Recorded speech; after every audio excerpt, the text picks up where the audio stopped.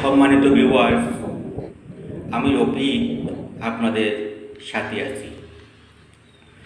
আমারে সারিয়ার বন্ধু যাইও না,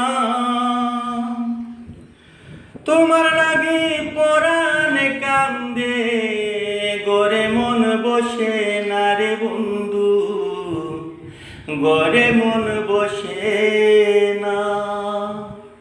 আমারে চারিয়ার বন্ধু যাইও না,